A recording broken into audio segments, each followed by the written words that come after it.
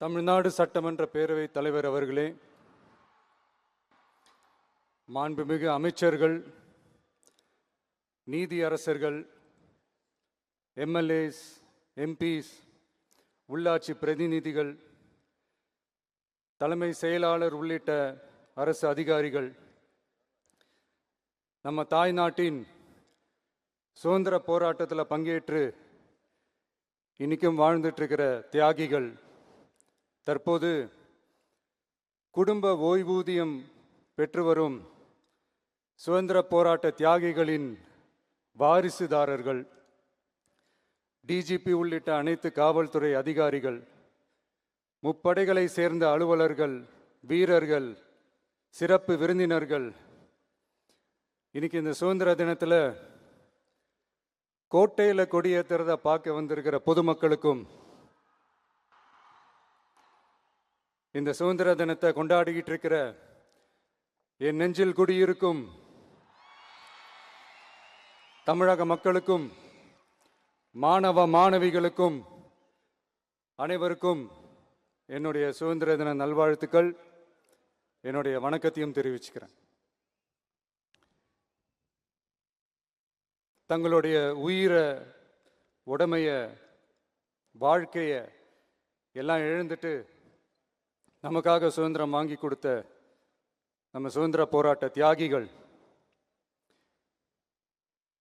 அதில் பிரபலமானவர்கள் மற்றும் பேர் தெரியாதவங்க அப்படின்னு இருந்தாலும் அவங்க எல்லாருக்கும், ஏன் அவங்க ஒவ்வொருத்தருக்கும் தனிப்பட்ட முறையில் என்னுடைய வீர வணக்கங்கள்.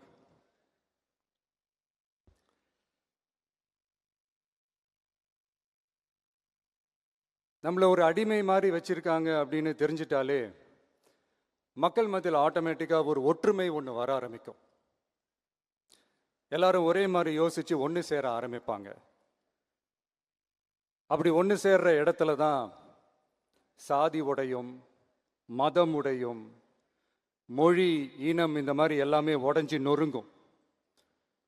அப்படி உடஞ்சி நொறுங்குற இடத்துல தான் கிடைக்கிறது தான் உண்மையான சுதந்திரம். அதுதான் நம்ம மகாத்மா காந்திஜி அவர்கள் அவங்களுடைய தலைமையில் 1947 இதே இந்த ஆகஸ்ட் 15 நமக்கு அந்த சுதந்திரம் கிடைச்சிது. இன்னைக்கு நம்ம எல்லாரும் அந்த சுதந்திரத்தை கெட்டியாக பிடிச்சிக்கிட்டு படிப்படியாக டெவலப் ஆகி வந்துக்கிட்டே இருக்கிறோம். அந்த டெவலப்மெண்ட்ஸை அடுத்தடுத்த கட்டத்துக்கு கொண்டு போக வேண்டியது நம்ம எல்லாருடைய ஒரு கடமையும் கூட. இந்த நேரத்தில் நம்ம தமிழ்நாட்டை லஞ்சத்திலேருந்து, ஊழல்லேருந்து காப்பாற்றுறதும் ஒரு மிகப்பெரிய ஒரு விடுதலைக்கு சமமான ஒரு விஷயந்தான். அதை நோக்கி தான் நம்ம அரசும் செயல்பட்டுக்கிட்டு வந்துக்கிட்டு இருக்கு.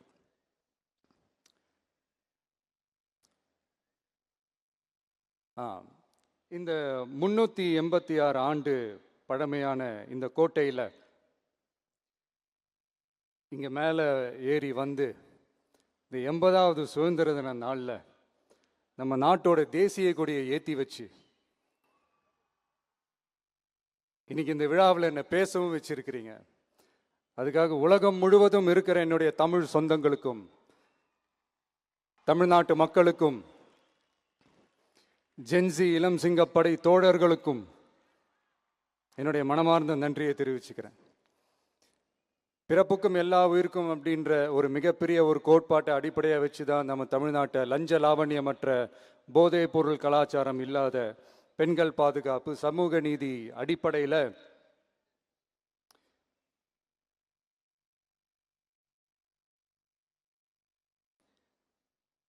ஒரு வெளிப்படையான, ஒரு உண்மையான, ஒரு நேர்மையான ஒரு நிர்வாகமாக இதை நாம் செயல்பட்டுக்கிட்டு வந்துக்கிட்டு இருக்கிறோம். பொது வாழ்வில் சமரசம் இருக்கவே கூடாது. மக்கள் நலன் தான் மிக மிக முக்கியமான ஒரு விஷயம். அந்த அடிப்படையில் தான் தமிழக வெற்றிக் கழக அரசு செயல்பட்டுக்கிட்டு வந்துக்கிட்டு இருக்கோம். அதே அடிப்படையில் தான் மக்கள் நலன் சார்ந்த திட்டங்கள்லையும் நம்ம சென்ட்ரல் கவர்மெண்ட்டோட நிர்வாக ரீதியாக ஒத்துழைப்போடு இருக்கிறோம். But at the same time நம்ம தமிழ்நாடு கொள்கைகள்னு வந்துட்டா மாநில உரிமைகளுக்கு எதிரான முடிவுகள்லையும் சரி, தமிழ்நாட்டுக்கு எதிரான கொள்கை முடிவுகள்லையும் சரி நம்ம டிவிகே அரசு எப்பவுமே எதிர்க்கும். அதில் எந்த மாற்று கருத்துமே கிடையாது.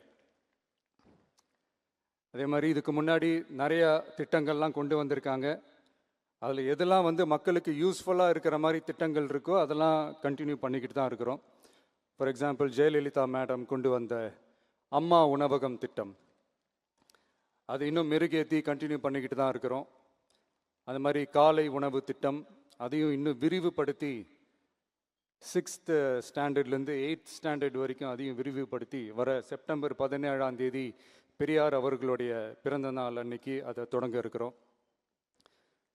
ஸோ நம்மளுடைய அரசு, உங்களுடைய அரசு இந்த 3 மாதம் ஆகுது. இந்த 3 மாதத்தில் விவசாயிகளின் பயிர்க்கடன் ரூபாய் 5932.23 கோடி தள்ளுபடி செய்யப்பட்டுள்ளது. குறுவை சாகுபடி தொகுப்பு திட்டத்திற்கு ரூபாய் 134.83 கோடி வழங்கப்பட்டுள்ளது. ஒன்றிய அரசு நிதியுடன் ரூபாய் 12,642 கோடியில் 125 நாள் வேலைவாய்ப்பு திட்டம் மற்றும் ஜல் ஜீவன் குடிநீர் திட்டம் ரூபாய் 18,123.05 கோடியில் செயல்பாட்டிற்கு கொண்டு வரப்பட்டுள்ளது. சுகாதாரத்துறையில் சேவைக்கு நலம் AI செயலி கொண்டு வரப்பட்டுள்ளது. பேரறிஞர் அண்ணாவின் பிறந்த நாளான செப்டம்பர் 15ஆம் நாள் தாய்மாமன் தங்க மோதிர திட்டம் ரூபாய் 755.83 கோடியில் தொடங்கப்பட உள்ளது. மக்களின் போக்குவரத்திற்கு ரூபாய் 127.21 கோடியில் 300 புதிய பஸ்கள் வழங்கப்பட்டுள்ளது. தமிழ்நாட்டில் மது பழக்கத்தை குறைத்திடும் வகையில் முதற்கட்டமாக 717 டாஸ்மாக் கடைகள் மூடப்பட்டுள்ளன. வெளிப்படையான நிர்வாகத்திற்காக நவீன தொழில்நுட்பத்தை பயன்படுத்தி கணினி மயமாக்கப்பட்ட நிர்வாகம் செயல்பாட்டில் உள்ளது. முன்னெப்போதும் இல்லாத ஆளில்லா பத்திரப்பதிவு செயல்பாட்டிற்கு கொண்டு வரப்பட உள்ளது. கோயில் நிலங்கள் கணக்கெடுக்கப்பட்டு அனைவருக்கும் தெரியுமாறு ஆன்லைனில் ஏற்றப்படுகிறது. வருவாய்த்துறையில் அனைத்து சான்றிதழ்களும் 15 தினங்களுக்குள் வழங்கப்படுகிறது. லஞ்சம் வாங்குவதை புகார் செய்ய புதிய வாட்ஸ்அப் எண் அறிவிக்கப்பட்டுள்ளது. அரசின் வருமானம் தனிநபருக்கு செல்வது தடுக்கப்பட்டுள்ளது. அனைத்து துறைகளிலும் லஞ்சம் ஊழல் ஒழிக்க தொடர் நடவடிக்கை எடுக்கப்பட்டு வருகிறது. கனிம பயன்பாடு முறைப்படுத்தப்பட்டு நவீன தொழில்நுட்ப உதவியுடன் விநியோகிக்கப்படுகிறது. சட்டம் ஒழுங்கு தீவிரமாக கண்காணிக்கப்பட்டு பராமரிக்கப்பட்டு வருகிறது. ஜூன் மாதம் 29, 30ஆம் தேதியில் நடந்த மாவட்ட ஆட்சியர் மற்றும் காவல் கண்காணிப்பாளர் மாநாட்டில் சட்டம் ஒழுங்கு பிரச்சனையில் கடுமையான நடவடிக்கை எடுக்க உத்தரவு போட்டிருக்கிறோம். அரசு சொல்லியிருக்கிறோம். மக்களை அலைய விடக்கூடாது, கோரிக்கைகளை நல்லபடியாக ஆராய்ஞ்சு சரியான வழியில் தீர்வை தர சொல்லியிருக்கிறோம். சுதந்திர போராட்ட தியாகிகள் தங்கள் உயிரை தியாகம் செஞ்சு கிடைச்ச சுதந்திரம் மிக சிலருக்கான சுதந்திரமாக மட்டும் இல்லாமல் ஒவ்வொரு இந்திய குடிமகனுக்கும் சுய மரியாதை, சம உரிமை, சம வாய்ப்பு மற்றும் கண்ணியமான வாழ்க்கையை வழங்கும் உண்மையான மக்கள் சுதந்திரமாக இருக்கணுங்கிறதே எல்லாரோட மிகப்பெரிய எதிர்பார்ப்பாக இருக்குது. அதை நிறைவேற்றுற பொறுப்பும் நம்மளோடது தான். தமிழ்நாட்டு மக்களோட இணைஞ்சு தமிழகத்தை இந்தியாவின் முன்மாதிரி மாநிலமாகவும் உலக அளவில் வளர்ந்த நாடுகளுக்கு இணையா தமிழ்நாட்டு பொருளாதாரத்தை 2036 ஆண்டுக்குள் $1.5 trillion உயர்த்திட நாம உறுதியேற்போம். மக்களே, எல்லாரும் ஓட்டு போட்டுட்டோம். உங்க அண்ணனை, உங்க தம்பிய, உங்க பிள்ளைய எல்லாரும் ஜெயிக்க வச்சு முதலமைச்சராக ஆக்கிட்டோம். அதனால நம்ம கடமையெல்லாம் முடிஞ்சிருச்சுன்னு சொல்லி யாரும் ஒதுங்கி போயிடாதீங்க. இனிமே தான் நீங்கள் நம்மளோடவே கூடவே இருக்கணும். உறுதியாக நம்ம அரசோடவே கூட இருக்கணும். அப்போ தான் உங்களுக்காக இருக்கிற எல்லா நல்ல திட்டங்களையும் என்னால் செயல்படுத்த முடியும். 8 கோடி பேரோட அந்த பிரதிநிதி தான் முதலமைச்சர் பதவின்னு சொல்லுவாங்க. அதனால தான் சொல்கிறேன், மக்கள் தான் ஆட்சியாளர்கள். இங்கே நான் எல்லாருமே, அங்கே இருக்கிறவங்க எல்லாருமே மக்களோட சர்வன்ட்ஸ். அப்படி தான் நான் அதை பார்க்குறேன். ஸோ வாங்க எல்லாருமா சேர்ந்து நம்ம கடமையை சேர்ந்து செய்வோம்.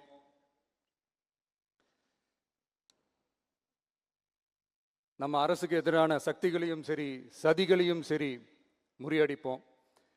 நீங்கள் எல்லாரும் நம்மளோடு இருக்கும்போது எனக்கு வேற என்னங்க கவலை? நல்லதை மட்டுமே நோக்கி நகருவோம்.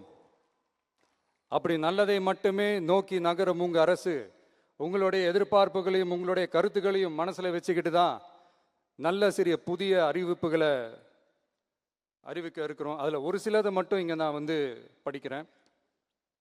ஒன்று, தாய்நாட்டிற்காக தன்னலமற்ற தியாகம் செய்து நமது நாட்டின் பாதுகாப்பிற்காக அரும்பாடுபட்ட முன்னாள் படை வீரர்களின் நலன் கருதி அவர்களது 2 மகள்களுக்கும் வழங்கப்படும் திருமண நிதி உதவி 25,000 ரூபாயிலிருந்து 50,000 ரூபாயாக உயர்த்தி வழங்கப்படும். 2, மாற்றுத்திறன் கொண்ட முன்னாள் படை வீரர் மற்றும் அவர்களை சார்ந்தோர்களுக்கு வழங்கப்பட்டு வந்த மாதாந்திர நிதியுதவி 5,000 ரூபாயிலிருந்து 7,000 ரூபாயாக உயர்த்தி வழங்கப்படும். 3, மாநில அரசால் விடுதலை போராட்ட வீரர்களுக்கு வழங்கப்பட்டு வரும் மாதாந்திர ஓய்வூதியம் 23,000 ரூபாயாக உயர்த்தி வழங்கப்படும். 4, மாநில அரசால் விடுதலை போராட்ட தியாகிகளின் குடும்பங்களுக்கு வழங்கப்பட்டு வரும் மாதாந்திர குடும்ப ஓய்வூதியம் 12,500 ரூபாயாக உயர்த்தி வழங்கப்படும். 5, வீரபாண்டிய கட்டபொம்மன், முத்துராமலிங்க, விஜய ரகுநாத சேதுபதி, மருது சகோதரர்கள் மற்றும் வாவு சிதம்பரனார் ஆகியோரின் வழித்தோன்றல்களுக்கு வழங்கப்பட்டு வரும் மாதாந்திர சிறப்பு ஓய்வூதியம் 11,500 ரூபாயாக உயர்த்தி வழங்கப்படும். இவற்றிற்கான அரசாணைகள் அரசால் வெளியிடப்பட்டுள்ளது. I once again extend my respectful greetings and salute the people of Tamil Nadu who has broken the caste and religious considerations, rejecting money and muscle power, and gave us an overwhelming support to establish people-centric and social justice government. We are on a mission mode to achieve corruption-free government. We want our people to develop zero tolerance towards corruption.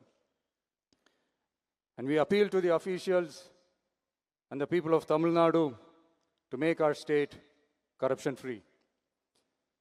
இன்னைக்கு இந்த விழாவில் பரிசு வாங்க போகிற, பாராட்டுகளை வாங்க போகிற, விருதுகளை வாங்க போகிற அனைவருக்கும் என்னுடைய வாழ்த்துக்களை தெரிவிச்சுக்கிறேன். இந்த விழாவை ரொம்ப அழகாக ஏற்பாடு செஞ்ச பொதுத்துறை செயலாளர் அவர்களோடு சேர்ந்து அலுவலர்களுக்கும், காலையிலேயே இந்த ப்ராக்டிஸ் பண்ணி சிறப்பான பரேட் நடத்திய காவல்துறை நண்பர்களுக்கும், இந்த விழாவை ரொம்ப பாதுகாப்பாக நடத்திய காவல்துறை அதிகாரிகளுக்கும், ஊடகத்துறை நண்பர்களுக்கும், சமூக ஊடகத்துறை நண்பர்களுக்கும் என்னுடைய மனமார்ந்த நன்றியை தெரிவிச்சுக்கிறேன். கான்ஃபிடென்ட்டாக இருங்க, நல்லதே நடக்கும், வெற்றி நிச்சயம். மீண்டும் சந்திக்கும் வரை நன்றி, வணக்கம்.